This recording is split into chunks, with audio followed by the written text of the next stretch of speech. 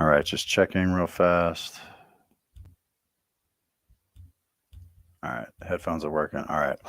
So this is big time coming at you with we have a sort of a defensive gun use by a council member at the capital of the state I live in, Harrisburg.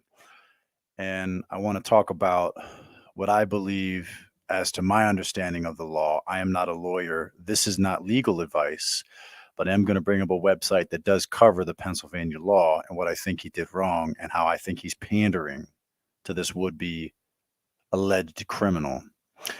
But before I get there, we got to talk about they're coming for the kids and a white pill. So, first, they're coming for the kids, and everything's linked in the description.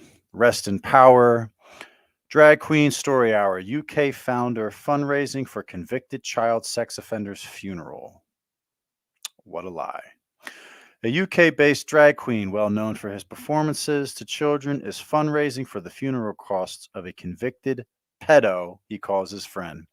On January 23rd, drag queen Aida HD, the stage name of performer Sab Samuel, announced on FB that he was fundraising for the funeral costs of Darren Moore, a fellow drag queen. Taken unjustly, Samuel wrote in his post.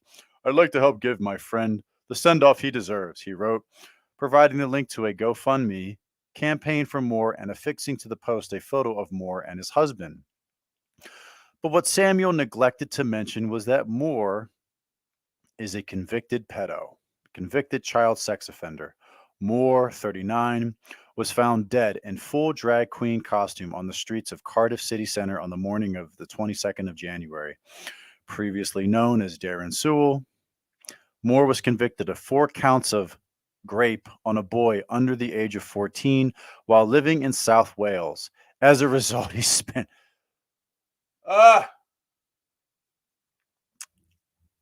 3 years. After he was convicted after they gave him a trial and due process and a lawyer and all that stuff, they should have let the parents just murder this motherfucker. 3 years?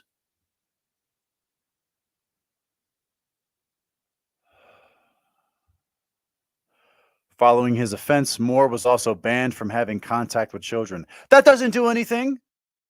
These people are stupid. But in 2011, he was caught working with youth. Oh, wow, I guess that piece of paper didn't mean shit. He was caught working with youth as a gymnastics and dance tutor and was convicted of breaching the lifetime order. Oh, wow. He was sentenced to a 3-year sex offenders treatment program, 24. Yeah, blah, blah, blah. Should have just killed him. Curfew. Oh, and he got an ankle monitor. Great. The piece of paper didn't work. Let's give him an ankle monitor. These people are useless. Moore changed his name after he married his husband, who was also named Darren.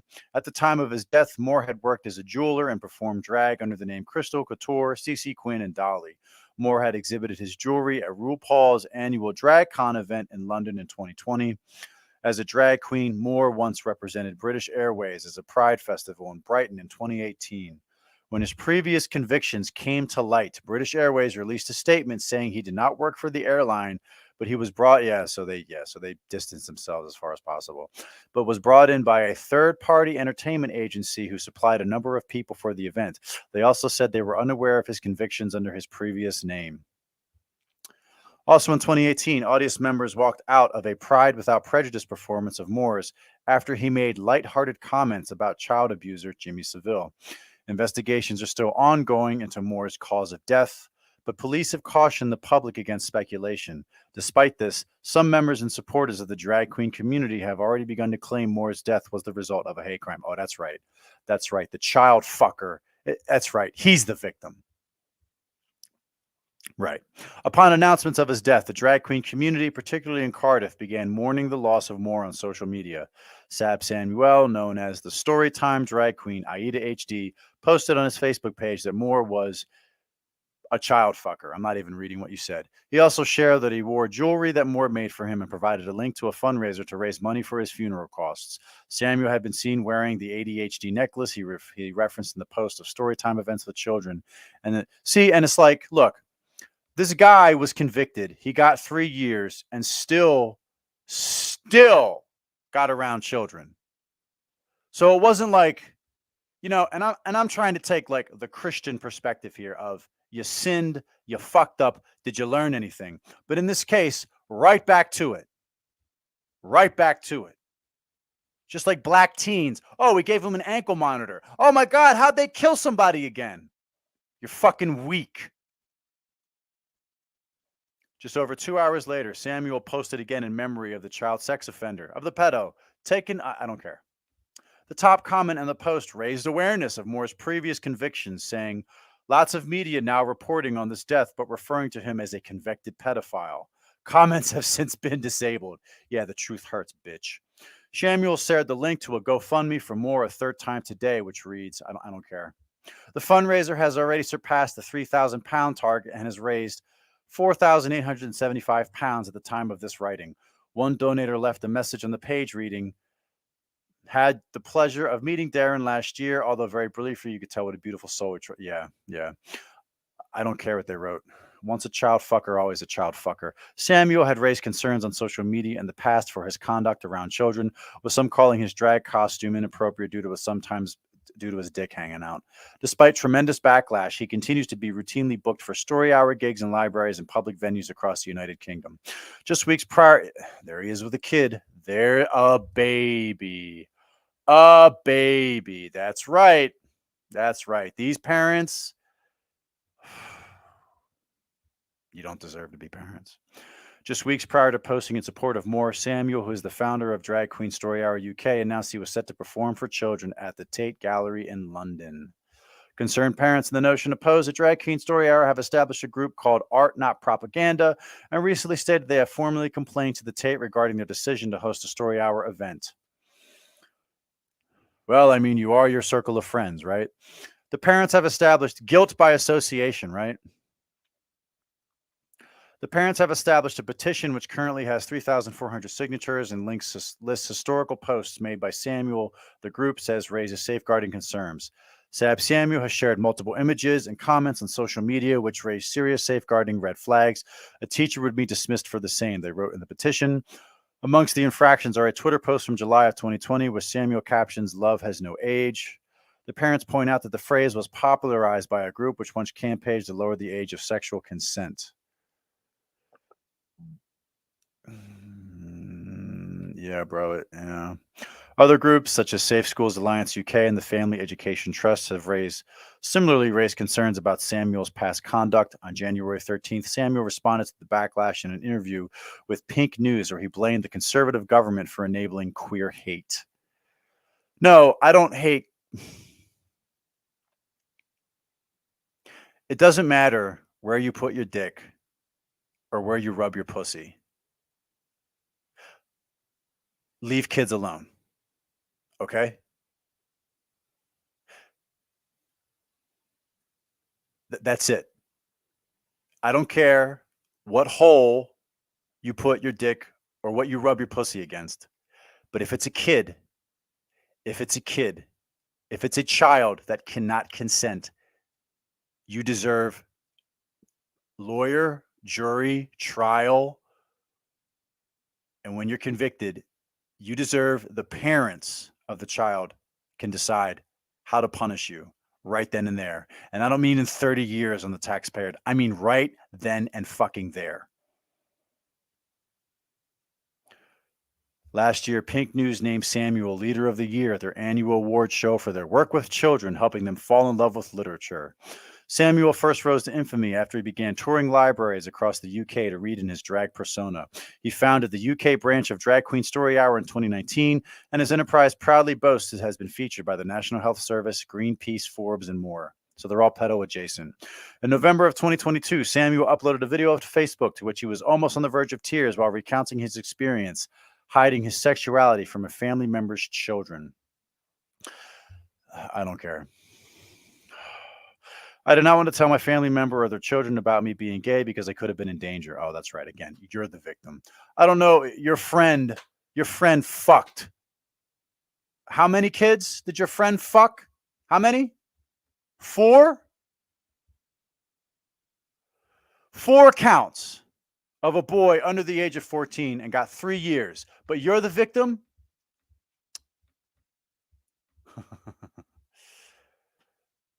People wonder why I do drag queen story hours because of these reasons here, because I grew up hating who I was. Now, any kids who are queer are not going to grow up with that in their life.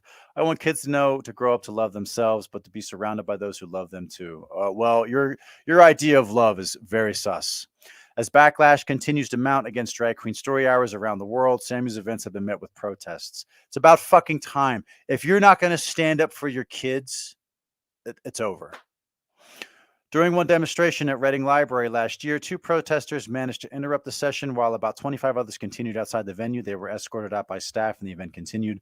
There have been similar demonstrations against such events in North America. As a result, Antifa militants wielding guns have been seen standing guard in front of some venues hosting drag shows for children. Well, then we got to stand there and protest and peacefully on the opposite side of the street, legally carrying. It's not a second class right. It's my right. I got my CCW. Kiss my fucking ass. You don't like it, we can go to court. So that's they're coming for the kids. And then we got a white pill out of Florida.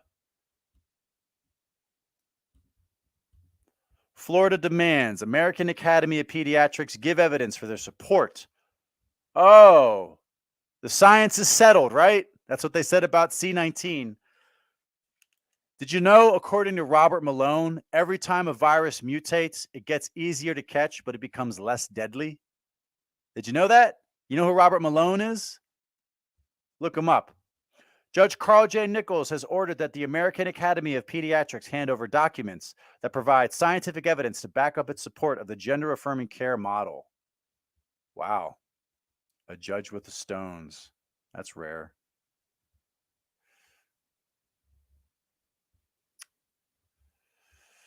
The American Academy of Pediatrics has been ordered to provide the state of Florida with evidence explaining why it supports genital mutilation and documentation showing the process the medical association went through in order to reach that stance. The district court ruling comes as part of the legal action against the state of Florida brought by 4 plaintiffs and backed by the AAP that seeks to overturn Governor Ron DeSantis' ban on Medicaid funding for child mutilation, for chopping off the parts of children. Let me clean it up for you. In pledging its support for the 4 minors who identify as trans that have been brainwashed, that have launched a legal challenge to the ban, the spotlight has turned to the AAP, which now needs to provide scientific evidence to back up its support of so-called gender-affirming care, reports the Daily Caller. Judge Carl J. Nichols ordered the AAP to hand over information on the total number of its members, documentation relating to how it establishes new guidelines and policy positions, as well as any guidelines or policy positions on gender-affirming care, including how these guidelines or policies were drawn up. All this information must be provided by the state of Florida by tomorrow, the 2nd of February. Furthermore, Nichols ordered that all official communications that took place within the AAP regarding its policies and guidelines on gender-affirming care be provided. Well, I doubt that's going to happen. They'll hide it. Just like how the FBI hid all the crime statistics in 2022 until after the midterms election. Wasn't that interesting? The AAP released a position statement in 2018 endorsing that the affirmative model of child mutilation for children and adolescents who identify as members of the opposite sex. This model requires clinicians immediately affirm a child's self-declared transgender identity and pushes for early medical intervention. The alternative model of care, known as watchful waiting, that focuses on psychotherapeutic support, is considered outdated, and even conversion therapy. Right. So in other words, we have to destroy your children and their ability and make them sterile as fast as possible, because climate change or something, climate justice. In 2019, Canadiologist and sexologist James Cantor was so alarmed by the AAP's position statement that he published a scathing rebuttal, debunking it point by point, in which he argued that the AAP told neither the truth nor the whole truth, committing sins of commission and omission, asserting claims easily falsified by anyone caring to do any fact-checking at all. All right, we're going to go over that tomorrow. Let me click on that. Awesome. We're going to go over that tomorrow.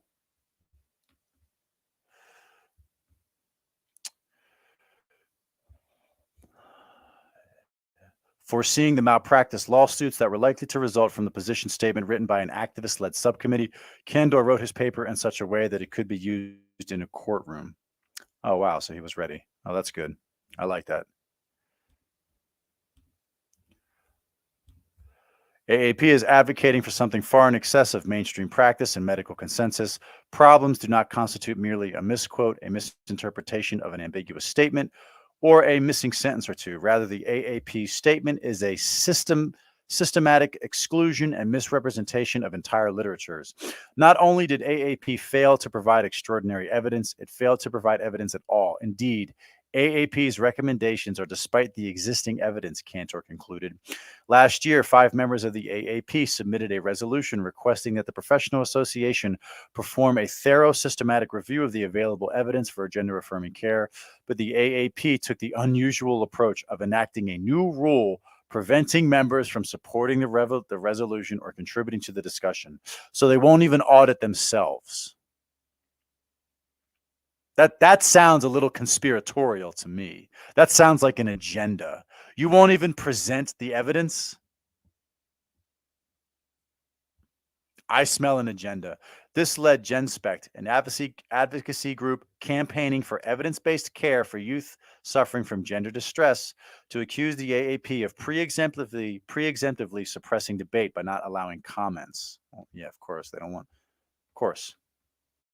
All right, so we're going to cover that review tomorrow.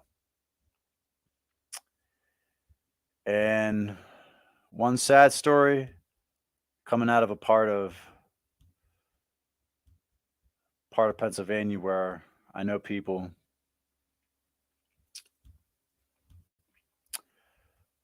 This kid who apparently saved a couple people out of a pond was killed. For his selflessness and bravery. Yeah, authorities say 17-year-old Anthony Alexander was accidentally killed by someone he knew over the weekend. Action News reporter Becca Hendrickson is live now in media to explain what happened and how Alexander will be remembered. Becca. Sarah and Brian, we had celebrated this teenager as a hero on Action News last year for saving young kids who would have otherwise drowned in an icy pond. He was shot and killed over the weekend on accident on an Instagram live stream. 17-year-old Anthony Alexander Jr. Which community live streams themselves committing felonies? I'll give you one guess. Sports, and if you thought Korean, well, we got to talk. Video games, and wanted to be a Marine. He was hailed as a hero in Collingdale last year for saving kids from an icy pond. By him rescuing those kids, made his future even brighter. The high school junior was shot and killed Sunday night in Upper Darby. He had so much to live for. His parents say he was at a friend's house on the 2400 block of Marshall Road. Police say the suspect, 16-year-old Diameyer Hickman, told investigators he accidentally shot Alexander while a group was passing around a gun on an Instagram live stream. We now have a young man who, as you pointed out, was very heroic last year. He's now dead, and you've got 2 families who are now dealing with the tragedy. Police say the bullet struck Alexander. No. I hate when they do that. They always do that. They always act like that's a false equivalence. Let's get it correct. This kid is dead. Are they even going to blame? Are they going to tell us what happened? I haven't watched this yet. Are they going to tell us? Oh, they were passing around a gun. How did they get the gun? Why did they have the gun? Why does a 16-year-old have a gun? Isn't that a felony? Was it his parents' gun? Was it locked up? Are they going to give us any of those questions? It's a tragedy. This kid is still alive. This kid is dead, right? It's not the same. It's not the same, you asshole. Pointed out was very heroic last year. He's now dead, and you've got 2 families who are now dealing with the tragedy. Police say the bullet struck Alexander and he died from his injuries. Or you could say that one family is responsible for the tragedy. Fucking coward. Investigators say witnesses and the shooter initially ran away, but police tracked them down and Hickman turned himself in. He's being tried as an adult and facing charges, including 3rd-degree murder. Why were these teenage children, why were they able to get their hands on these guns. As police investigate, the Alexander family is mourning their youngest child, a teenager whose life was cut short by gun violence. See, there it is. Gun violence. There it is. It's the gun's fault. That's right. Like he asked one question. How did he get his hands on the gun? That's it. It's the gun's fault. The gun. Okay. All right. Well, anyway, I just wanted to I'm covering some local news, out of PA. So this kid is dead because, I don't know. I don't know. That's all they're going to say. Are they going to interview this kid? Are they going to interview this dumb fuck and his friends? Why were they on? Why? Okay. So they were on Instagram flexing. Okay. That's what black kids do. They're on Instagram and they flex about the guns they have. All right. Okay. All right. Hang on 1 second. I'm going to pull up something right now.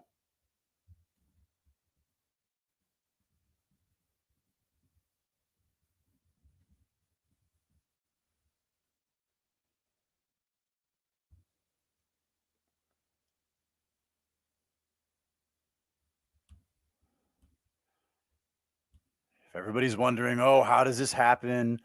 Why are they playing with guns? Oh, I've never heard of that. I don't know what you mean by that. Oh, what do you mean? All right.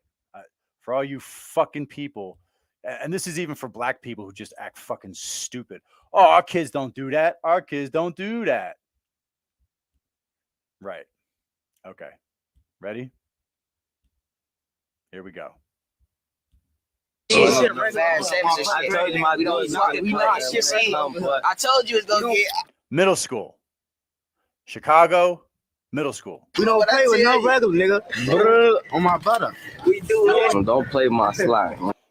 Folks great and we'll guess like that. Switchy. No talk. No. Do you understand now? How did that kid die? Because this is your culture. No talking. 3 switches right here. And I put the That's just enough right there. That's enough. 1, 2, 3. That's enough. Yeah, big We don't bro, even get that shit off. You get it now? You understand? So fucking tired. Everyone acting like they don't understand. Oh, why did they have a gun? Why were they on Instagram? Because that's what black kids do. Have you heard of the Kia boys? Maybe we'll cover that this week. God damn. All these fucking white people. Oh, I don't understand. Well, you're fucking stupid. Or you're just in denial. You don't want to see it. All right, let's get to the main story. I'm just going to play the video, and then we're going to talk about some Pennsylvania law. Again, I'm not a lawyer.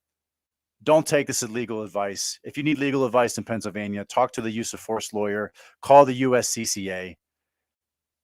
I just think this is interesting. Councilman Ralph Rodriguez said he's trying to find a positive outcome here and push toward that after this encounter that he says could have gone much differently early Saturday morning.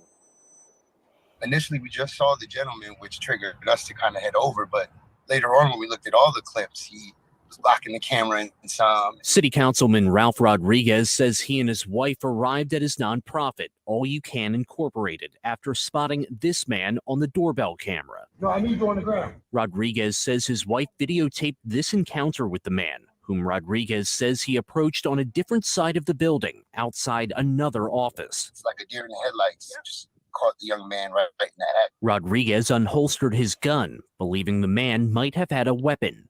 The man ended up running away. He told me that no need, Mr. Ralph, it was a phone. That's all I had was a phone. And I was like, wow. Rodriguez said he learned that Sunday after the young man connected with him on Facebook. The two met up, and the 22-year-old man wanted to apologize and explain himself. It was me understanding, me keeping my mouth shut and listening, and understanding his backstory and understanding his pain and why he was attempting to go in that window. Rodriguez said the man said he was trying to find items inside the building to pawn and was dealing with hardship at home and a parent in poor health. We really want to help this young man be the best that he can be.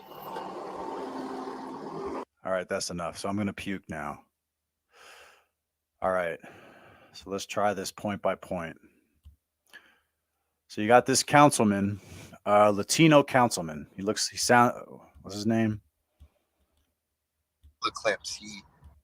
Councilman Ralph Rodriguez said Ralph Rodriguez. So he's got a property.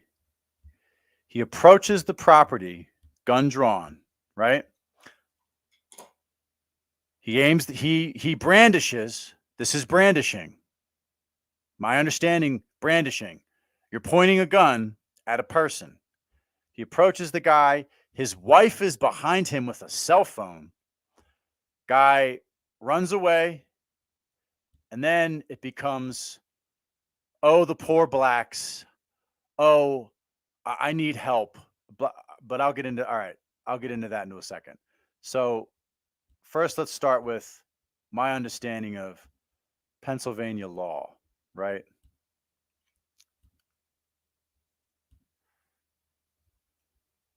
So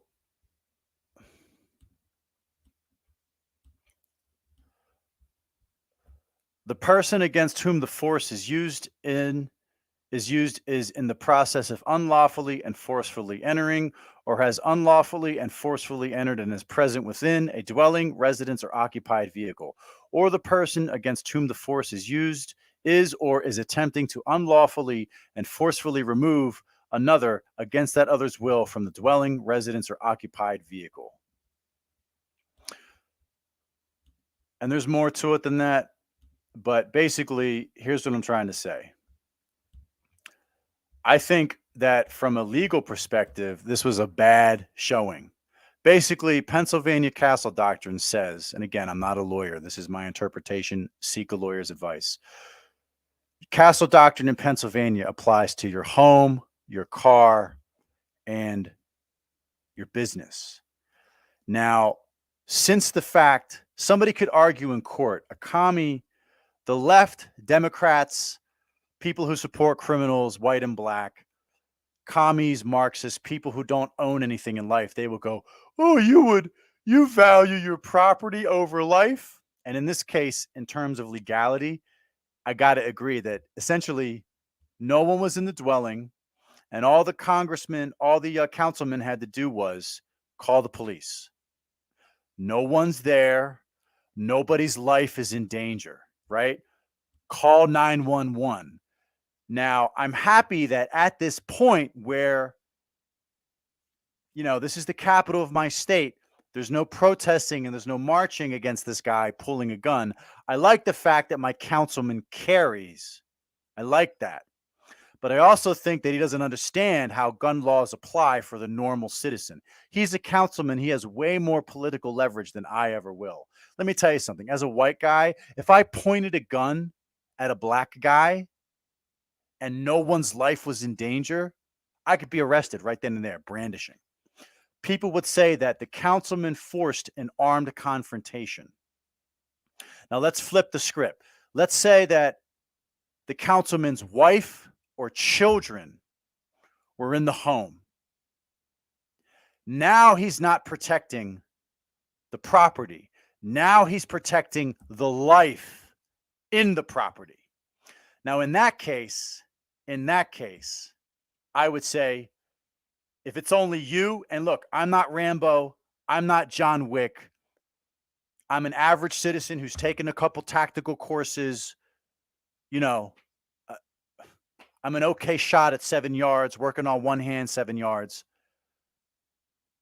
And from my understanding of Castle Doctrine for Pennsylvania, you can't do anything. You cannot do anything until the person crosses into the threshold of your home. So in my opinion, if your kids are in the home and those people cross the line, you have to make a calculated risk.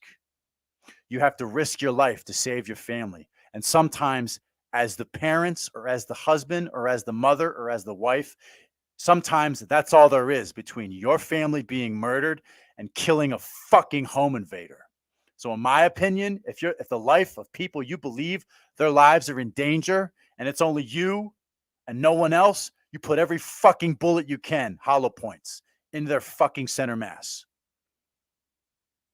But in this instance, he came upon someone trying to break in his home, allegedly looking around, blocking cameras, someone being suspicious. and we could have had like a George Zimmerman thing here. He drew his gun, and people could argue he, like I said, he forced an armed confrontation. I think he just should have called 911. Again, no one was in the property. His family wasn't in there. He wasn't in there. Children weren't in there. So in this case, he should have just called 911. Okay? Again, this person didn't approach him or his family in his car. They didn't approach him or his family in their business, and they didn't approach him or his family in his home. That's how Pennsylvania Castle Doctrine works. You or your family or a loved one have to be in your home, your car, or your place of business. Or could even be the guy approached his family in a sort of stand your ground situation. But this situation, to me, doesn't qualify. And I hate the fact that they just, they blur his face out. Why? He's 22 years old. He's not a fucking kid, but they sure are treating him like a kid. So that's the one thing I'll say. And then the other thing I'll say is, let's play the councilman's response. Rodriguez unholstered his gun, believing the man might have had a weapon. The man ended up running away. He told me that no need, Mr. Ralph. It was a phone. That's all I had was a phone. And I was like, wow. Rodriguez said he learned that Sunday after the young man connected with him on Facebook. The two met up, and the 22-year-old man wanted to apologize and explain himself. It was me understanding, me keeping my mouth shut and listening, and understanding his backstory and understanding his pain and why he was attempting to go in that window. Rodriguez said the man said he was trying to find items inside the building to pawn and was dealing with hardship at home and a parent in poor health. We really want to help this young man be the best that he can be. That's right. Okay, so there we go. Okay, so 22-year-old was going to break into your home and steal your shit because of, and I'm very skeptical, because of some sob story about he's going through hard times and has a sick person at home. Okay, so here's my first question to the alleged thief. You have a cell phone. Can't you sell your shit? Why do you still have a cell phone? Why haven't you pawned it yet for money for your sick family member? Why haven't you asked your family or your friends for help? Why don't you sell your shit for money? Why do you have to steal somebody else's shit for money? And why is this? And to me, all this councilman is doing is condoning this behavior. What I think the councilman should have done, where is he? Let's get his picture again. What I think this councilman should have done, you're a councilman, right? You're a councilman for Harrisburg. You're telling me you can't write this 22-year-old alleged thief? You can't write him a recommendation letter? You can't walk into some business somewhere and say, hey, this guy has my personal approval that he'll work for you. All you're doing is condoning this kid. You didn't say anything about him being wrong or about him breaking into shit. Okay, so here's how it works. If you condone what this guy did, then you give him your shit and you give him your money, councilman. Don't give him my shit. Don't give him my money. You give him your money, okay? These people always just seem to forget that they just think the fucking city fund is just their own fucking piggy bank. Nothing about what this kid did being wrong, right? Oh, life's tough and slavery and even though I got a cell phone, I wonder, does he have a car? He has a cell phone? Does he have Jordans on? Does he have brand name clothes on? Where's all that money going? Again, why isn't he selling his shit? Why has he got to steal your shit? And why are you condoning it? Bullshit. Give him a job. You're a councilman. I'm sure you can walk somewhere and be like, hey, yo, look, you hire him. Hire him as an assistant. Pay him. Show him the right thing to do. Don't condone his behavior, you dumb fuck. Oh, Jesus. So again, just to recap, and I have to cover this because this guy's a councilman. No idea about gun laws. No idea about castle doctrine. No idea about castle, stand your ground. He forces an armed confrontation with the person who could have been carrying. No life was in danger in the property. Call 911. And again, if your children or your wife or your family's in the home and you see people breaking in, then you have to make a choice. Are you going to call 911 and wait outside while potentially your family's lives are jeopardized? Or are you going to pull the gun from your hip and try to go save them? Yes, that's not fair, but sometimes it's you or no one else. That's your role as a parent. That's your role as a husband or wife. And then when they catch the guy, I guess they're hiding his identity because he apparently didn't commit any crime. He gives a sob story, which I don't believe at all. And the councilman, oh, I was quiet and I listened. Bro, look, he's just going to, I bet you by you not giving him a job, he's just going to go rob another house. Okay? And again, if you want to give him your shit, if you want to give him your money, you go ahead. Don't give him my money. Don't try to take my stuff. If you break into my home with me or my family in it, once you cross the threshold, I'm going to do everything I can with 38 snub hollow points, okay? So anyway, just wanted to talk about that. I'm big time. That's news to me.